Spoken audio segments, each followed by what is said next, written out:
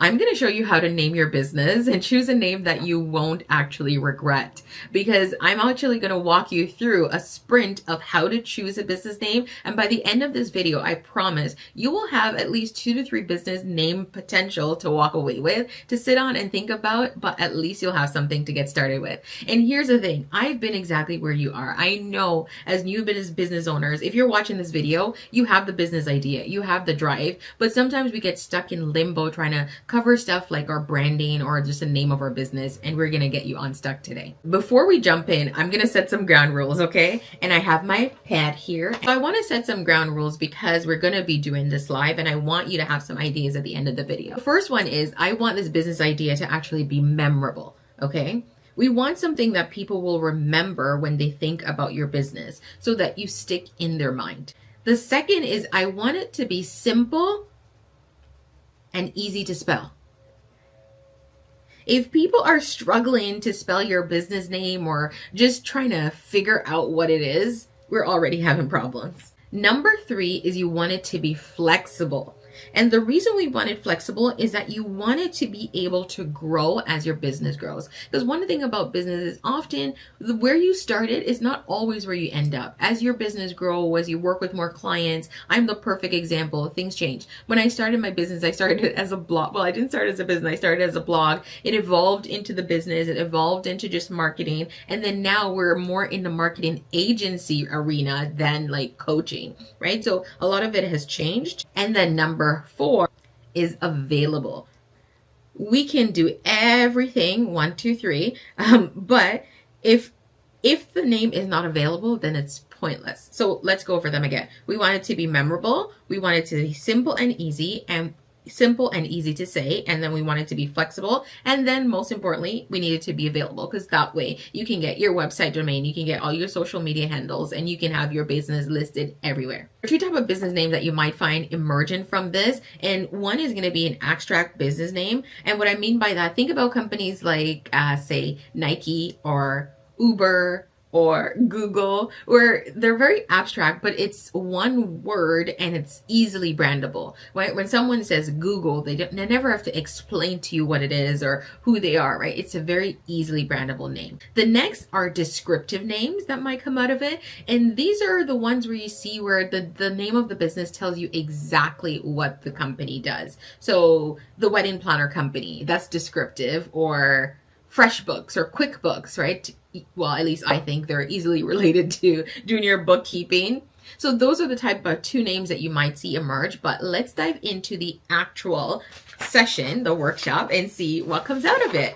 Here's where the fun starts. We're just going to throw everything out on the table. What I want you to do is I want you to just think about any word that comes to mind when you're trying to think about who you are, the type of business that you're starting, who you're serving, the type of service that you're offering. Just throw the words out. The more, the better. Just start writing them out. And I'm going to do the same, so you're going to see it on the screen. So this is what we're going to call our word dump, okay? And I'm going to word dump all the words related to my business, and I'm just going to throw them up on the screen. Maybe at the end of this, I'll be changing my business name, but we're just going to throw them all out there. So what do you do?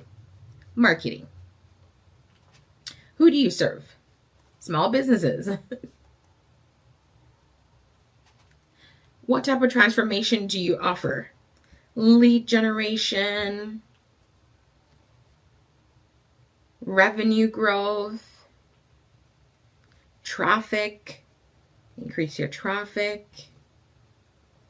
Right? So a couple of ideas are jumping out. Keep going. Don't filter it, guys. Just keep writing and doing anything that comes to mind. The next thing we're going to do is we're actually now going to do a mix and match. This is where we're going to pair abstract words with descriptive words and put them together and see what we come up with. So here are some examples. We can maybe pair something like,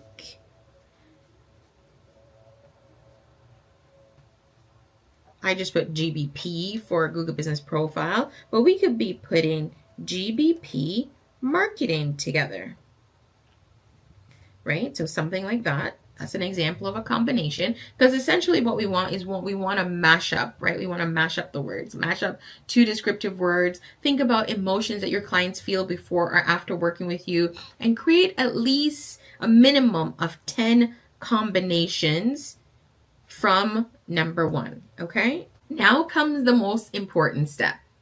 With your 10 combinations, I want you to now check availability. So we're not going to validate them just yet. So with the 10 combinations that you've come up with or more, if you have more, even great, check availability. So go on, I'm going to leave the link in the video description. You can go on Bluehost and check your domain availability, or you can go, well, not or, and you can go on other social media platforms. So for example, Instagram, TikTok, Facebook, whatever, wherever you plan to market your business, and then just check availability for the names. And if they're available, I want you to just mark which ones are available and which ones are not. If it's not available, put a little asterisk beside it, because technically we want to keep that one at the bottom of the list, not eliminate it completely, even though you might eliminate it at the end of this. Now, step 4 is I want you to do a gut check. Just actually say some of these names out loud, listen, and see how they make you feel. Think about it like this. Would you be proud to say this name? If you say it to someone, would you say it confidently? And does it quite tell exactly who you are? Does it capture your essence or the brand that you're trying to build? Do the gut check, but don't just do the gut check to yourself. I want you to say it out loud, because sometimes when we think something versus when we hear the words, they have a different impact on our emotions and on our feelings. For example, I can think about something, but I might say a word out loud and I might giggle because when I hear it, it sounds silly. But if I'm just thinking about it, it doesn't have the same impact. Now for the final step is I want you to actually circle or mark your 3 top contenders. And I'm going to share mine on the screen and you tell me what you think. Now, look at that. In less than 15 minutes, we were able to come up with a business name idea for you. So right now you have 3 business names that are memorable, available, and aligned with your brand. Now, what did I say at the beginning of this video? There is not going to be any more weeks of you just feeling stuck or spinning your wheels or just getting stuck on this one thing when you really should be focusing on building and growing your business. Now, I hope this video was helpful for you as much as it was for me. If you have questions, drop them below this video.